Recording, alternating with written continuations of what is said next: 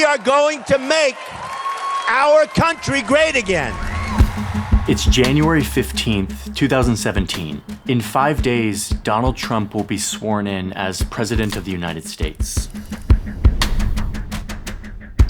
Thousands of miles away in Cairo, Egypt, at this bank, 11 kilometers from the international airport, a bank manager receives a handwritten note from someone who holds an account at the bank. The note asks him to, quote, kindly withdraw a sum of $9,998,000 US. This was unusual. But according to bank records, bank employees did what they were told, heading to a vault full of US dollars and assembling stacks of $100 bills into 2 large bags. It all weighed about 200 pounds and comprised a large part of all of the US dollars that were in Egypt at the time, now sitting in bags in the manager's office. Until later that day, when 4 men showed up. They verified that they were associated with the account, and they took the money, put it into a truck, and left. The bank account where that $10 million was taken out of belonged to a shadowy organization called the Research and Studies Center. It was an Egyptian entity, but it's an entity that US intelligence believes is a front for the General Intelligence Services of Egypt, basically Egypt's international spy agency, the Egyptian CIA, let's say. So the Egyptian CIA takes out $10 million, and from here, the trail goes cold. Because shortly after this transfer of $10 million, the account is closed. And that entity, the Research and Studies Center who owned the account, apparently doesn't exist anymore. Why did the Egyptian CIA need $10 million in cash? Who were these men who collected it? What were they doing? And what, if anything, does this $10 million have to do with former President Donald Trump? This is a really important set of questions. One that the FBI and federal lawyers have been secretly investigating to try to answer for years. Because they strongly suspected that this $10 million made its way into the hands of the Trump campaign, a foreign country trying to buy the election, and in exchange, buying loyalty from the new president. And they suspected that Trump may have known about this and accepted this bribe, and if he did, that would be a violation of federal law.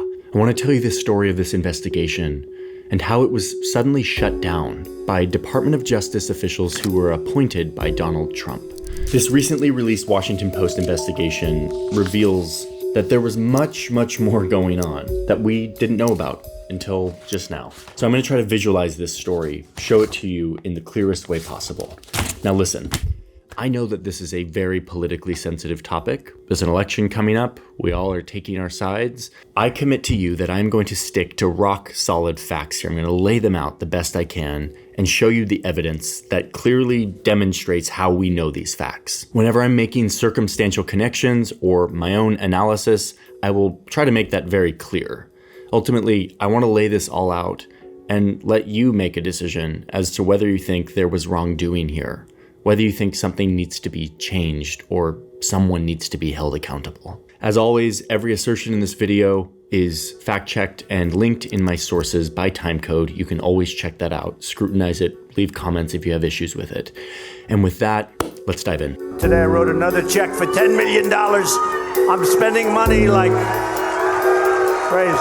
President El-Sisi has been somebody that's been very close to me from the first time I met him. I met during the campaign where I could stand in the middle of Fifth Avenue and shoot somebody and I wouldn't lose any voters, okay? Hey, before we go on, I want to explain something about our methodology of reporting on stories like this. Going deep on stories takes weeks, like sometimes 6 or 8 or 10 weeks to really understand these stories. And a tool we've been using more and more is Ground News, who is the sponsor of today's video. Ground News is a website and an app that gathers news from around the world and condenses it into one single article. They'll show you this story and then they'll show you who's covering it, how factual the different sources are, who those sources are owned by, and what political leaning or bent is present in the coverage. All of this happening in one seamless experience, both on mobile and desktop. Let me give you an example from this very story. If you type in the Trump Egypt story into Ground News, you can see that more than a dozen news outlets have picked up the story, and almost all of the coverage is from the left. Only 13% of the coverage comes from right-leaning publications. And you can see that one left-leaning source claims that democracy will die if the case against Trump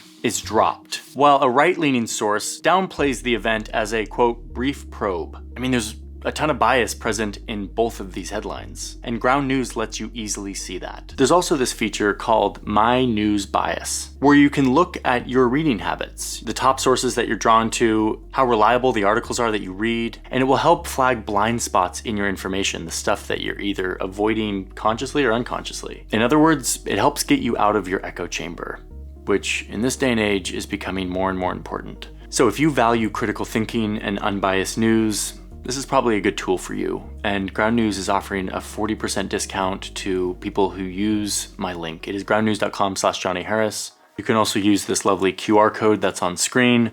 You get 40% off the Vantage plan, which has all these features that I talked about. Make sure to scan the QR code or use the link if you do sign up, because that helps out the channel. So thank you, Ground News, for sponsoring today's video, supporting our journalism.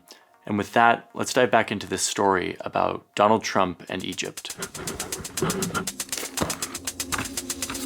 All right, hold on a sec.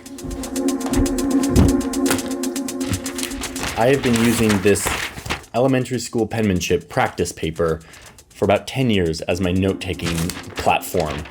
And I don't know why, but I love it. Okay, to keep things totally rock solid, crystal clear, I'm gonna make a list. I'm gonna call this list What We Know. And in this box, on this list, I am going to put the things that we truly know, that are rock solid facts, to keep us crystal clear.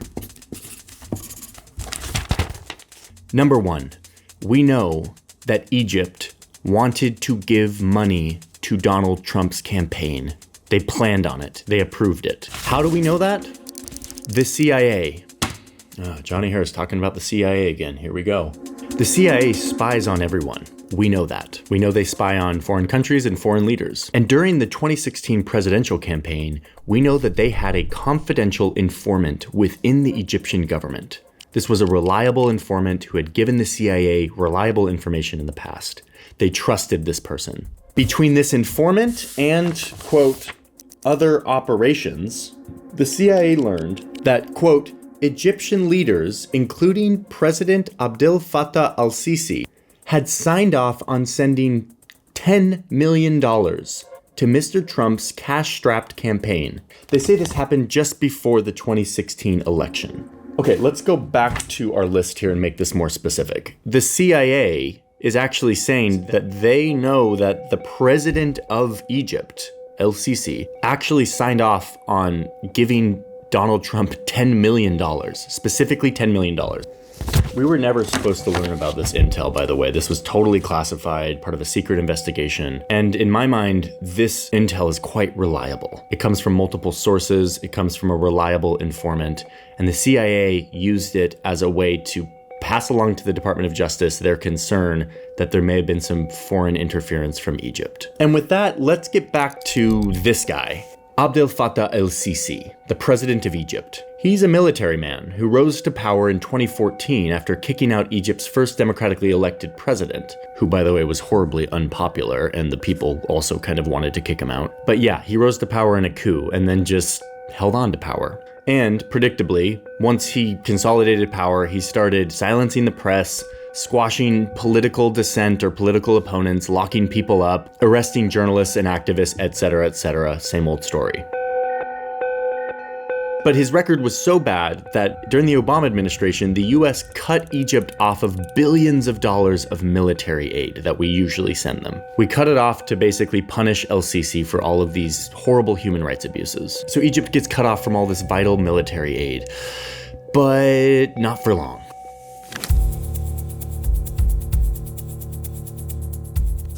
Okay, here's the second thing we know. Trump and El-Sisi met up in New York during the campaign, like when he was still a candidate.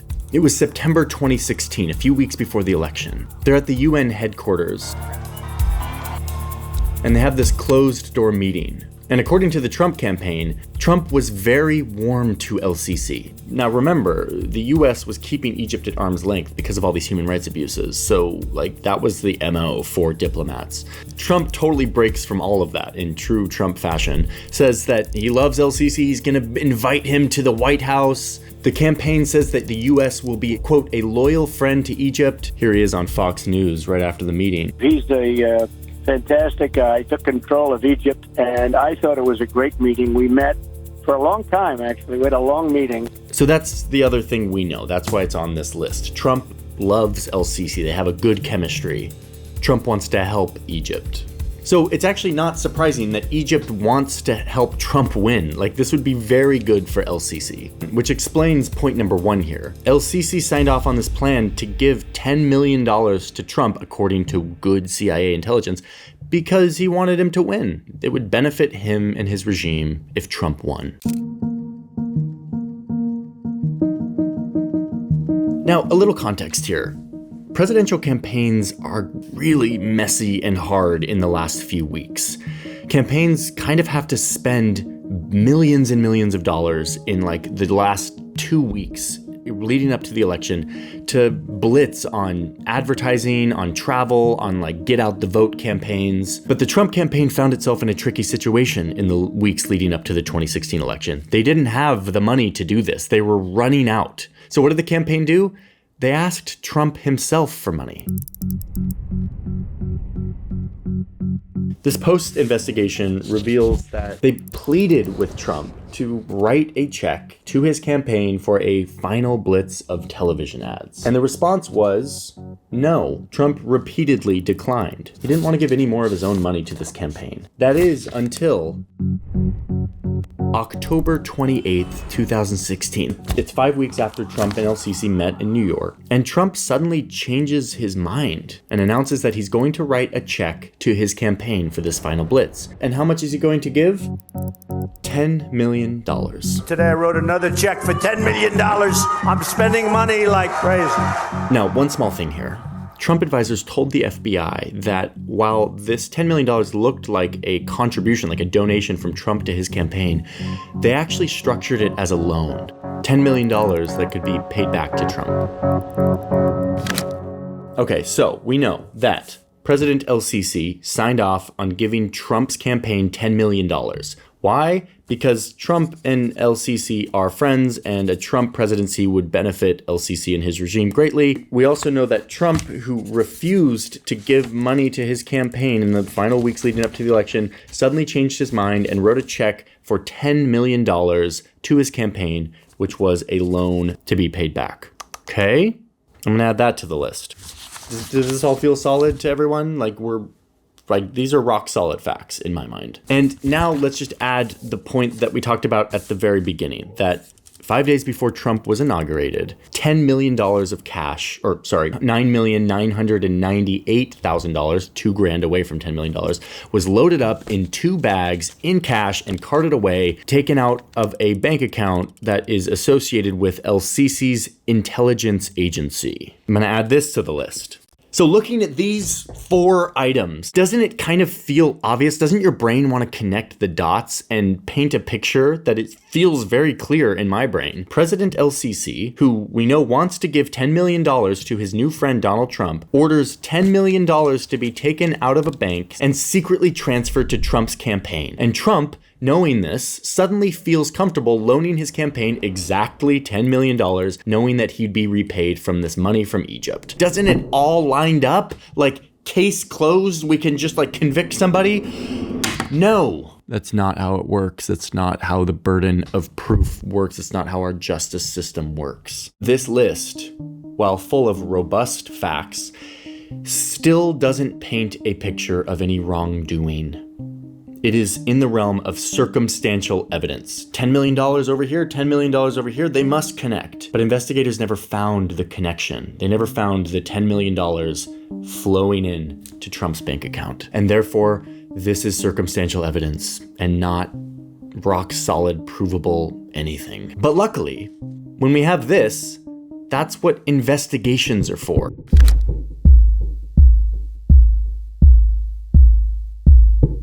Soon after Trump takes office, the Department of Justice launches an investigation. Because remember, this is when the CIA told them that, quote, El-Sisi signed off on giving Trump $10 million. This was concerning intel, and it was happening at a time, if you remember, that there was a lot of concern about foreign interference in American democracy. A lot of that focused on Russia. That was public, that was a big thing. We all talked about Russia, foreign interference.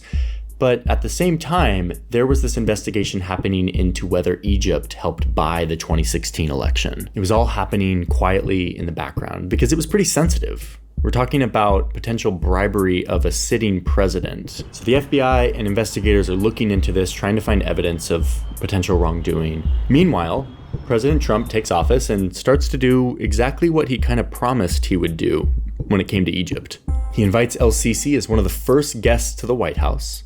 He calls him, and this is a direct quote from someone who was in the room at the G7 summit in France, quote, "my favorite dictator." God, Trump. Boy, my favorite dictator.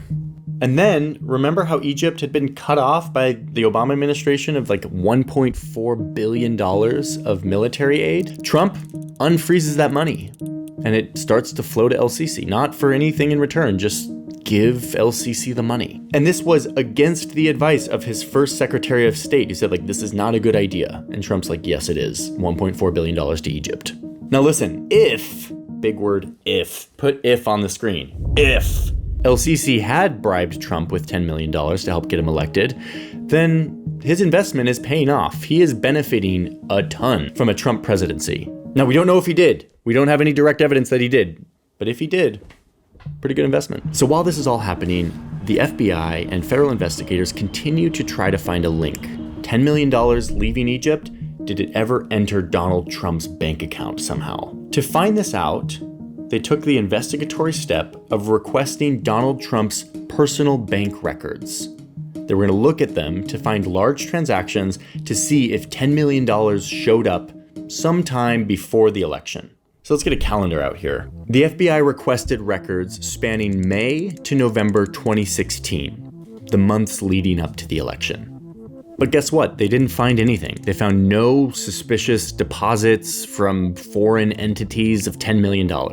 So then they decided to go look at the Egyptian bank and get their records. And they fought in this massive battle that is wild and it's detailed in the Post's investigation because the Egyptian bank didn't want to give over their records. They're like, no, we're not going to give over our records because that would, quote, wreak havoc on American foreign policy, possibly alienating U.S. allies, undermining diplomatic efforts, and inviting reciprocal treatment.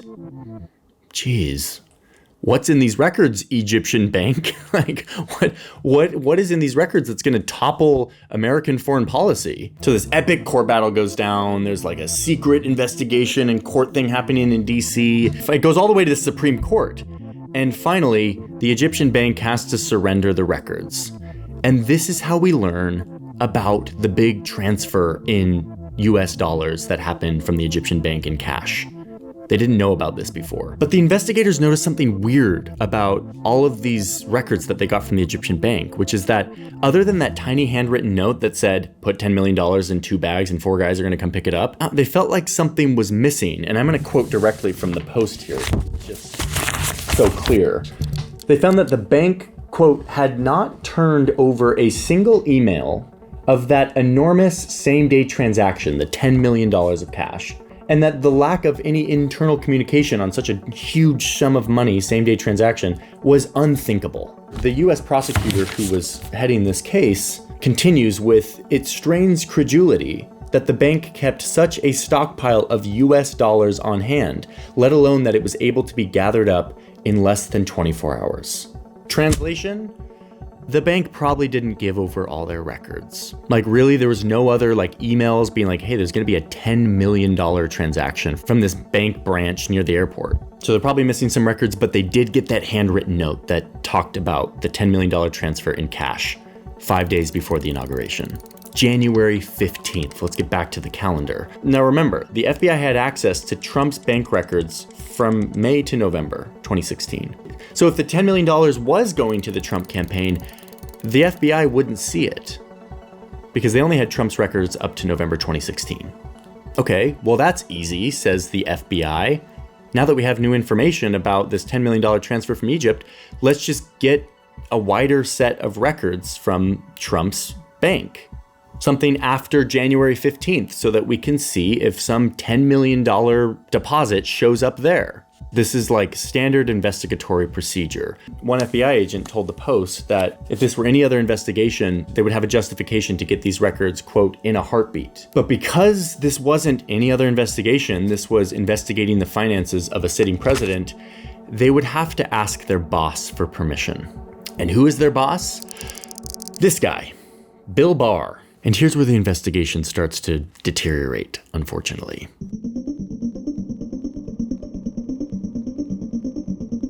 Bill Barr was appointed by Donald Trump to be the Attorney General. That's the head of the Department of Justice, the top law enforcer of America. Bill Barr can reasonably be considered a Trump ally. You may disagree with me on this, and if you do, please say so in the comments. I'd love to hear your rebuttal to what I'm about to say. His job is to keep the president legal and honest, and yet what he showed during his tenure is that he would often side with Trump. He would undermine investigations against him, and he even stoked fears of voter fraud in 2020 without real evidence. Though he did eventually come out and affirm that the 2020 election was not stolen because there's no evidence that it was. But yeah, the guy's a Trump ally. And the big question is, why does the president get to appoint the person who is supposed to keep him legal and honest? The American system is not perfect, and there's also other special sort of controls on how we keep the president honest, even if this guy's biased and politically motivated. And anyway, I'm not going to go into that. It's a story for another day. The point is, Bill Barr, we can say is a Trump ally, and he is the boss of all these people who are investigating the Trump-Egypt connection. So he hears about this investigation. He hears that the agents want to expand the amount of bank records that they can get on Trump so that they can see if there was a $10 million deposit after the cash left Egypt. And he doesn't like it. He doesn't like it one bit. He goes to the FBI director and he says, hey, you need to, quote, impose adult supervision on these agents who are, quote, hell-bent on getting a wider range of Trump's records.